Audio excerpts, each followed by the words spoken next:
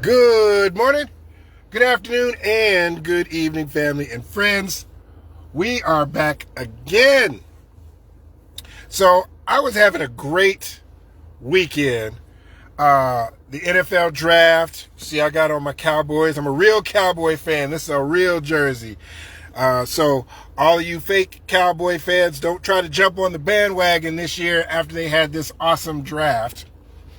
And I'm speaking to you, some of my family members that have Cowboys jerseys and Eagles jerseys, and you like to switch off during the year. I'm not going to let you get away with it this year, just so you know.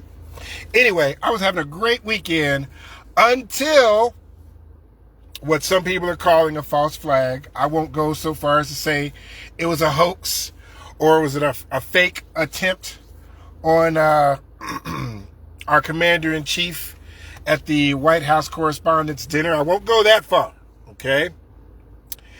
I mean, it's just like America's team, the Cowboys, were having such a good weekend, and somebody just had to...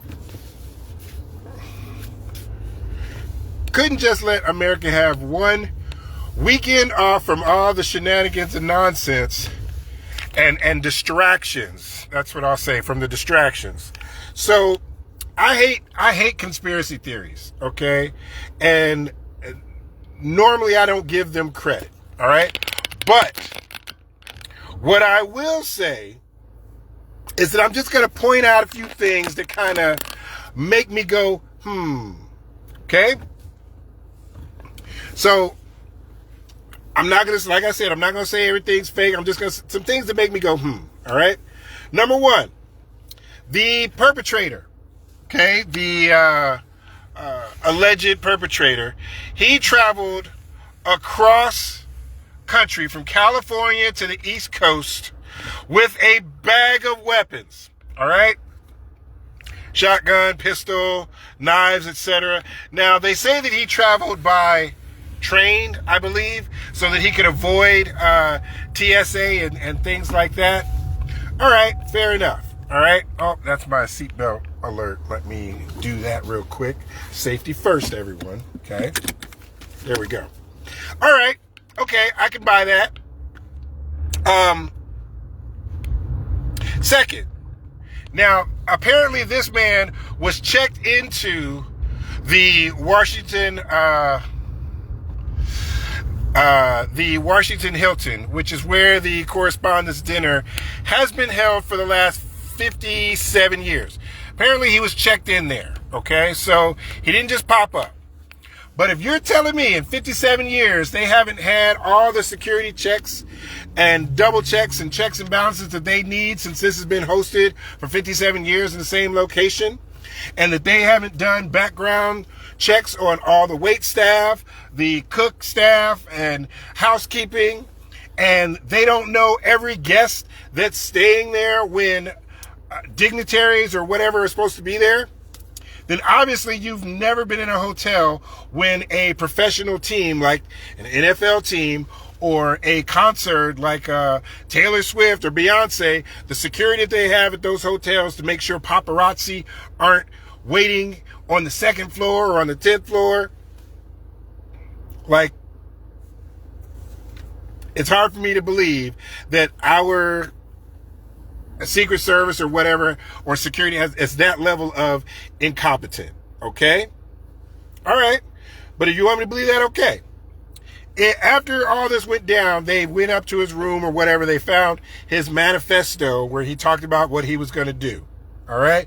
But again, that goes to security. You're telling me that nobody did, with all the AI, data center, Skynet, voter data information they're collecting, that no predictive model could have looked at all the guests and said, hey, this guy's putting stuff online that's anti the president or whatever.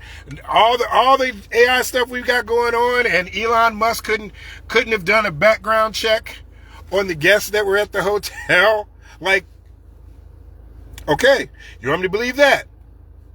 That level of incompetence that you are wanting us to believe is extremely high, but okay, we'll still go with that, all right?